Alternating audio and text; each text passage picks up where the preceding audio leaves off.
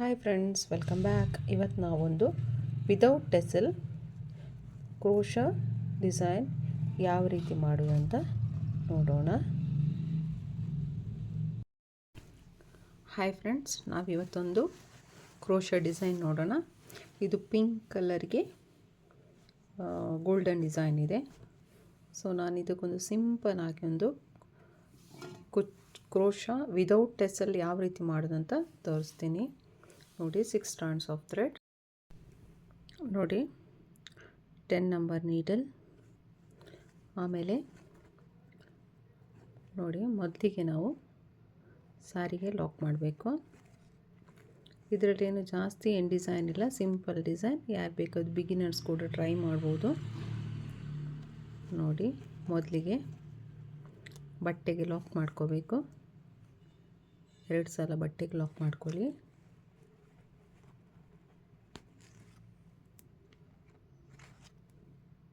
ನೋಡಿ, 2 ಸಲ ಬಟ್ಟೆಗೆ ಲಾಕ್ ಆದಮೇಲೆ 2 ಚೈನ್ ತಗೊಳ್ಳಿ.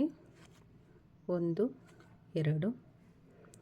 ಆಮೇಲೆ ಒಂದು ಸಲ ದಾರ ಸುತ್ತಕೊಂಡು ಅದರ ಪಕ್ಕದಲ್ಲಿ ಹೋಗಿಬಿಟ್ಟು ಬಟ್ಟೆಗೆ ದಾರ ಹಾಕಿ ನೋಡಿ, ಈ ರೀತಿ ತಂದಾಗ ಇಲ್ಲಿ ಮೂರು ಥ್ರೆಡ್ ಇರುತ್ತೆ. ಅದರಲ್ಲಿ 2ರಲ್ಲಿ 1 ಮಾಡಬೇಕು, 2ರಲ್ಲಿ 1 ಮಾಡಬೇಕು. ಈ ರೀತಿ ನಾವು ಇಲ್ಲಿ ಒಂದು ಡಬಲ್ ಕ್ರೋಶಾ ಮಾಡಬೇಕು. ಡಬಲ್ ಕ್ರೋಶಾ ಆದಮೇಲೆ 3 ಚೈನ್ ಮಾಡ್ಕೋಬೇಕು. 3 ಸರಿ ಚೈನ್ ಮಾಡಿಕೊಂಡು ಈ ಡಬಲ್ ಕ್ರೋಶಾ ಮಾಡಿರೋ ಕಂಬದೊಳಗೆ ಹೋಗ್ಬಿಟ್ಟು ದಾರ ತಂದು ಇಲ್ಲಿ ಲಾಕ್ ಮಾಡಬೇಕು. ಇವಾಗ ಇಲ್ಲಿ ನಮಗೊಂದು ಪಿಕಾಟ್ ಡಿಸೈನ್ ಆಯಿತು. ಇವಾಗ ಮತ್ತೆ ಒಂದು ಸಲ ದಾರ ಸುತ್ಕೋಬೇಕು. ಇನ್ನೊಂದು ಸಲ ಸೂಜಿ ಮೇಲೆ ಒಂದು ದಾರ ಇಟ್ಕೊಂಡು ಸ್ವಲ್ಪ ಟೈಟು ಮಾಡಬೇಡಿ, ಲೂಸು ಮಾಡಬೇಡಿ, ಮೀಡಿಯಮ್ ಅಳತೆಗೆ ಇಲ್ಲಿ ಒಂದು ಡಬಲ್ ಕ್ರೋಶಾಸ್ನ ಮಾಡಿ. ನೋಡಿ, ಈ ರೀತಿ ಡಬಲ್ ಕ್ರೋಶಾ ಆದಮೇಲೆ ಮತ್ತೆ ಸೂಜಿ ಮೇಲೆ 3 ಸಲ ಚೈನ್ ಹಾಕ್ಕೊಳ್ಳಿ. ಚೈನ್ ಹಾಕ್ಕೊಂಡು ಈ ಕಂಬ ಮಾಡಿದ್ರೊಳಗಡೆ ಹೋಗಿಬಿಟ್ಟು ದಾರನ ತಂದು ಇಲ್ಲಿ ಒಂದು ಪಿಕಾಟ್ ಡಿಸೈನ್ ಮಾಡಬೇಕು. ನೋಡಿ, ಈ ರೀತಿ ಕಾಣಿಸ್ತದೆ. ಬಿಗಿನರ್ಸ್ ಕೂಡ ಮಾಡ್ಬೋದು. ಪಿಕಾಟ್ ಡಿಸೈನ್ ಆದಮೇಲೆ ಒಂದು ಚೈನ್ ಹಾಕ್ಕೋಬೇಕು. ಮತ್ತೆ ಒಂದು ಸಲ ದಾರ ಸುತ್ತಕೊಂಡು ಸ್ವಲ್ಪ ಗ್ಯಾಪಲ್ಲಿ ಹೋಗಿಬಿಟ್ಟು ಒಂದು ಚೈನ್ ಗ್ಯಾಪಲ್ಲಿ ಹೋಗಿಬಿಟ್ಟು ದಾರನ ತಂದು 3 ದಾರ ಇರುತ್ತೆ, 2ರಲ್ಲಿ 1 ಮಾಡಬೇಕು, 2ರಲ್ಲಿ 1 ಮಾಡಬೇಕು. ಆಮೇಲೆ 3 ಸಲ ದಾರ ಸುತ್ಕೋಬೇಕು, 3 ಚೈನ್ ಹಾಕಬೇಕು. ಆಮೇಲೆ ಈ ಕಂಬದೊಳಗೆ ಹೋಗ್ಬಿಟ್ಟು ದಾರನ ತಂದು ಇಲ್ಲಿ ಲಾಕ್ ಮಾಡಬೇಕು. ನೋಡಿ, ಫುಲ್ ಸಾರಿ ಬೇಸ್ ಲೈನ್ ಇದೇ ರೀತಿ ಬರುತ್ತೆ. ಪಿಕಾಟ್ ಡಿಸೈನ್ ಮಾತ್ರ ಇದಕ್ಕೆ ಯಾವುದೇ ಟೆಸಲೆಲ್ಲ ಏನು ಬರಲ್ಲ. ಯಾರು ಬೇಕಾದರೂ ಈಸಿಯಾಗಿ ಮಾಡ್ತಾ ಹೋಗ್ಬೋದು. ನೋಡಿ, ತುಂಬ ಬೇಗನೆ ಆಗೋಗ್ಬಿಡುತ್ತೆ. ಮತ್ತು ಇದಕ್ಕೆ ಸೆಕೆಂಡ್ ಸ್ಟೆಪ್, ಥರ್ಡ್ ಸ್ಟೆಪ್ ಆ ಥರ ಜಾಸ್ತಿ ಸ್ಟೆಪ್ಸ್ ಏನಿಲ್ಲ. ಬರೀ ಒಂದೇ ಸ್ಟೆಪ್ಪಲ್ಲೂ ಮಾಡ್ಬೋದು, ಅಥವಾ ನಾವು ನೆಕ್ಸ್ಟ್ ಇದರ ಕಾಂಟ್ರಾಸ್ಟ್ ಕಲರ್ ಹಾಕ್ಬಿಟ್ಟು ಇನ್ನೊಂದು ಸ್ಟೆಪ್ಸ್ ಕೂಡ ಮಾಡ್ಬೋದು. ಇನ್ನೊಂದು ಕಾಂಟ್ರಾಸ್ಟ್ ಕಲರ್ ಹಾಕಿದ್ರೇ ಇದಕ್ಕೊಂದು ಲುಕ್ ಬರುತ್ತೆ. ಇಲ್ಲಾಂದರೆ ಇಷ್ಟೇ ಹಾಕಿಬಿಟ್ಟು ಬೇಕಿದ್ದರೂ ನಾವು ಟೆಸಲ್ ಬೇಕೇ ಅಂದರೆ ಇಲ್ಲಿ ಒಂದು 5 ಚೈನ್ ಹಾಕ್ಬಿಟ್ಟು ಇಲ್ಲಿ ಒಂದು ಟೆಸಲ್ ಹಾಕ್ತಾ ಹೋಗ್ಬೋದು. ಅಥವಾ ಇದೇ ರೀತಿ ಫುಲ್ ಸಾರಿ ಬೇಸ್ ಲೈನ್ ಕಂಟಿನ್ಯೂ ಆಗುತ್ತಾ ಹೋಗುತ್ತೆ.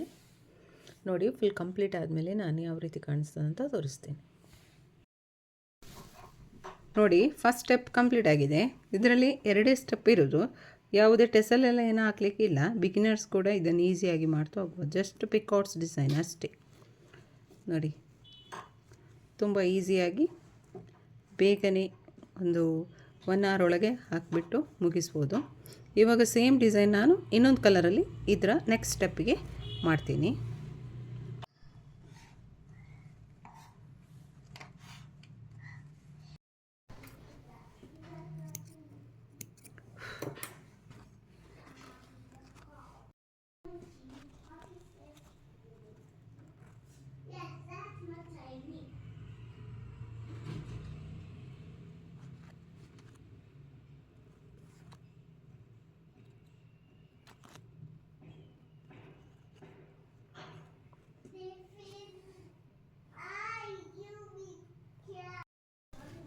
ನೋಡಿ ಈ ರೀತಿ ಕಾಣಿಸ್ತದೆ.